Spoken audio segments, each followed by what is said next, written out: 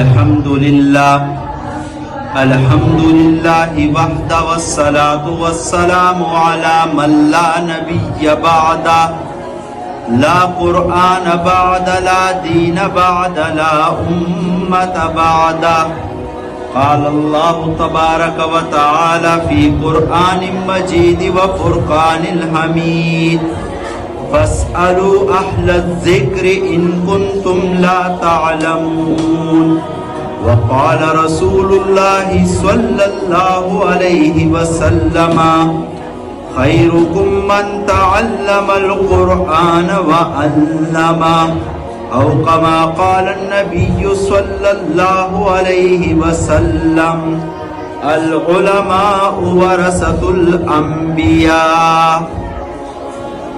معزز واجب الاحترام ذی وقار ذی محترم واجب الاحترام بہنوں، اللہ تبارک و تعالی کا احسان ہے، رحم ہے، کرم ہے، فضل ہے، نوازش ہے اس کی کہ اس نے ہمیں 18,000 مخلوقات میں انسان پیدا کیا اور انسان کے پیدا ہونے کے ساتھ ساتھ پیارے آقا صلی اللہ علیہ وسلم کی امت میں پیدا فرمایا۔ وہ اگر ہمیں 18,000 مخلوقات پہ کسی اور مخلوق میں پیدا فرماتا تو ہم کچھ نہیں کر سکتے تھے، اور پھر آقا کی نسبت اور آقا کی امت میں پیدا فرمانا یہ ہمارے اوپر بہت بڑا احسان عظیم ہے، اور یہ وہ چیز ہے جو مجھے اور آپ کو بن مانگے مل چکی ہے۔ کیوں؟ اس لیے کہ اس امت میں آنے کے لیے انبیاء علیہم السلام نے دعا کی، حضرت عیسیٰ علیہ السلام نے اللہ سے دعا مانگی، اللہ مجھے اس نبی کی امت میں بھیجنا جس کے وسیلے سے، جس کی وساطت سے آج میں اور آپ ہمارے چہرے نہیں بدل رہے، ورنہ وہ کون سا گناہ ہے جو سابقہ امتوں نے کیا اور ان کے چہرے بدل گئے، کوئی بندر بن گیا، کوئی خنزیر بن گیا اور ان کے چہرے مسخ کر دیے گئے۔ شعیب علیہ السلام کی امت ناپ تول میں کمی کرتی تھی، یہ امت بالکل کسر نہیں چھوڑتی ہے۔ نوح علیہ السلام کی قوم، لوط علیہ السلام کی قوم وہ لواطت کیا کرتے تھے۔ اس امت کے اندر بھی یہ بیماریاں پائی جاتی ہے، لیکن پیارے آقا کی نسبت ہے جس کی وجہ سے میرے اور آپ کے چہرے مسخ نہیں ہوتے ہیں۔ خیر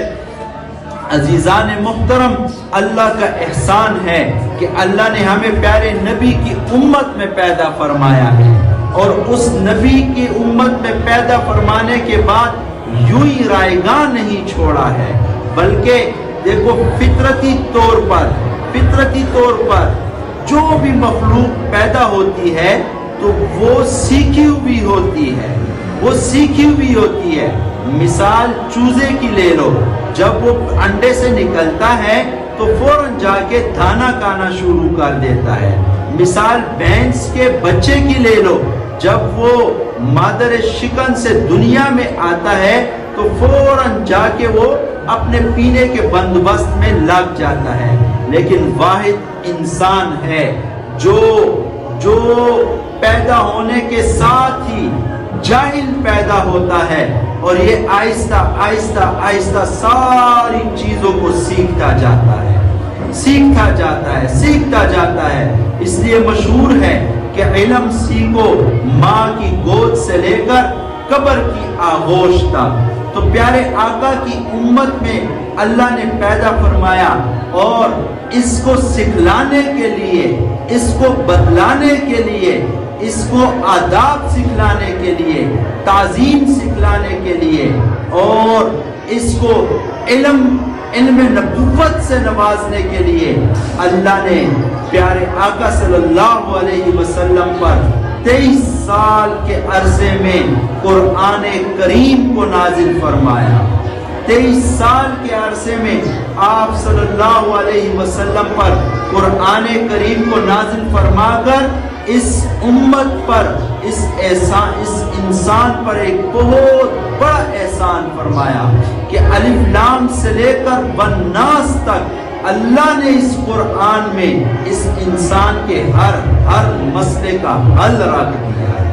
ہر مسئلے کا حل اللہ پاک نے اس میں بتلا دیا ہے، اور یہ چیز مجھے اور آپ کو ملی، بن مانگے ملی۔ آؤ اب میں آپ کو بتاتا ہوں کہ اس قرآن کے پڑھنے پر اور اس کے سکھلانے پر کیا اجر ہے، کیا ثواب ہے۔ مدارس کے داخلے شروع ہو چکے ہیں، آج 11 شوال ہے۔ ہم یہ تو جانتے ہیں کہ فلاں اسکول والے، فلاں یونیورسٹی والے کیا پڑھاتے ہیں۔